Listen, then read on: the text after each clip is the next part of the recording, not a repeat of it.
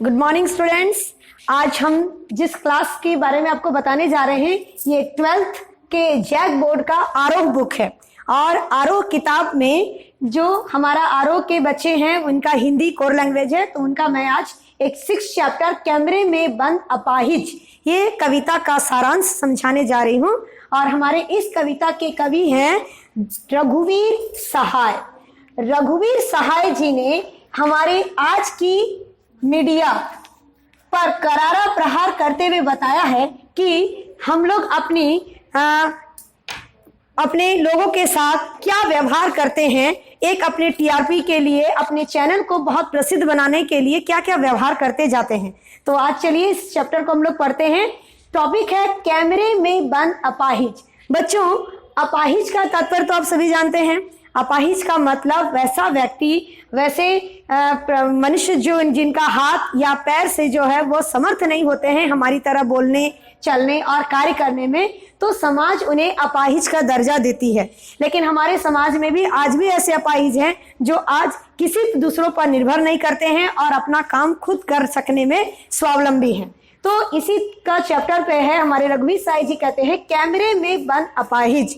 इस अपाहिज व्यक्ति को एक स्टूडियो में लाया जाता है, उसे बंद कमरे में बिठाकर उसकी एक वीडियो बनाई जाती है और उसे तरह तरह का सवाल पूछा जाता है और जिसे दूरदर्शन में प्रकाशित करने के लिए। तो इसी तरह उन्होंने कहा है कि कैमरे में बंद अपाहिज, हम जो प्रोजेक्टर या वीडियो कैमरा से उनको कवर करते हैं तो उस कैमरे में एक अपाहिज व्यक्ति की स्थिति को, उसकी खराब से खराब और दयनीय स्थिति को हमारे लोग जो है किस तरह का यहाँ पर इस कविता के माध्यम से आप देखिएगा कि उसके साथ वो क्या बर्ताव करते हैं। चलिए शुरू करते हैं। रघुवीर सहाय जी की कविता कैमरे में बंद अपाहिज। हम दूरदर्शन पर बोलेंगे, हम समर्थ शक्तिवान, हम एक दुर्बल को लाएंगे एक बंद कमरे में। इन 4 लाइनों में रघुवीर सहाय जी कहते हैं दूरदर्शन। आज से पहले बच्चों हमारे टीवी चैनल्स में मात्र एक चैनल हुआ करता था, दूरदर्शन, डीडी नेटवर्क। आज हम लोग डिश टीवी में बहुत सारे नेटवर्क का उपयोग करते हैं, बहुत सारे टीवी चैनल हमारे देखते हैं, सीरियल के लिए अलग, मूवीज के लिए अलग, तो बहुत प्रकार के जो है म्यूजिक के लिए भी अलग अलग चैनल लिखते हैं, कार्टून शो के भी निकले हैं। लेकिन इससे पहले जो है उस समय एक दूरदर्शन नाम का चैनल चलता था, डीडी, जिसमें केवल एक मात्र चलता था। और इसी दूरदर्शन चैनल पर हमारे कवि कहते हैं कि वहां के जो मीडिया है वो एक क्या करते हैं, एक दुर्बल व्यक्ति को लेकर आते हैं और उसे एक बंद कमरे में कैद करके रखते हैं और उसके बारे में तरह तरह के सवाल पूछकर अपने चैनल की प्रसिद्धि यानी टीआरपी बढ़ाना चाहते हैं। तो वह कहते हैं कि हम दूरदर्शन पर बोलेंगे क्योंकि हम समर्थ हैं, शक्तिवान हैं और हम अपने शक्ति का प्रयोग करके एक दुर्बल व्यक्ति को इतना मजबूर कर देंगे कि वह बोलते और अपने जीवन की घटनाओं को बताते बताते रो पड़े। आगे देखते हैं। उससे पूछेंगे तो आप क्या अपाहिज हैं, तो आप क्यों अपाहिज है।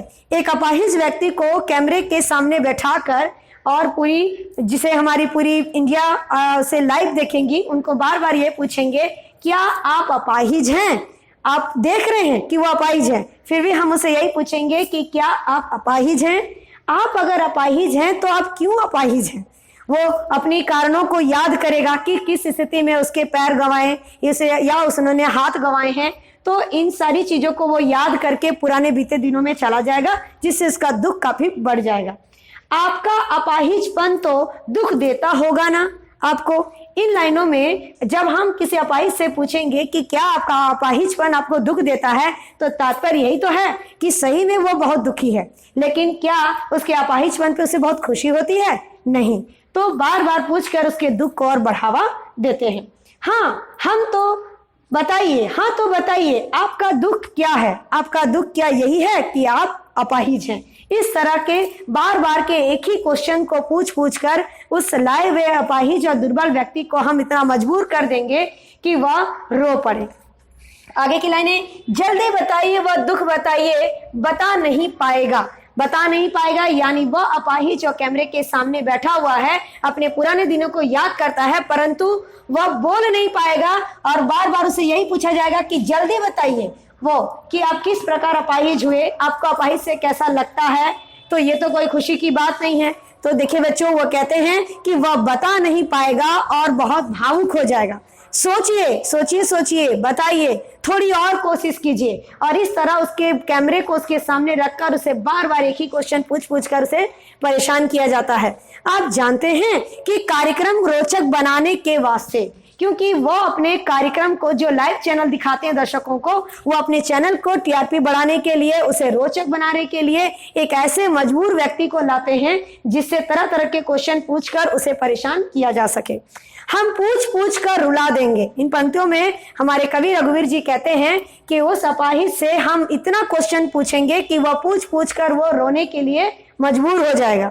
इंतजार करते हैं आप भी उसके रो पड़ने का और करते हैं। इस प्रकार एक ही समय में वह हमारे देख रहे टीवी चैनल के दर्शकों को और हमारा जो अपाहिज है, जो कैमरे के सामने बैठे, वो ये दोनों एक समान भाव पर रो पड़ेंगे।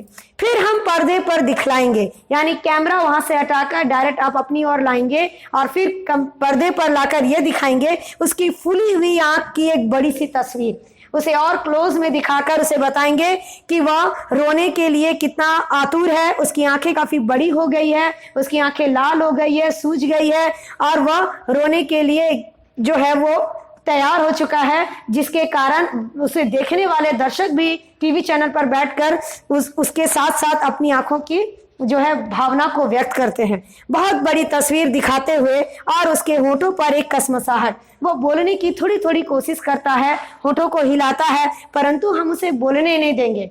और इस प्रकार ये पूरी कविता में वो बताते हैं कि एक मजबूर व्यक्ति को भी लोग इस तरह इस्तेमाल करते हैं जिससे उनका चैनल का काफी टीआरपी बढ़े। तो ये था आपका कैमरे में बंद अपाहिज। Thank you.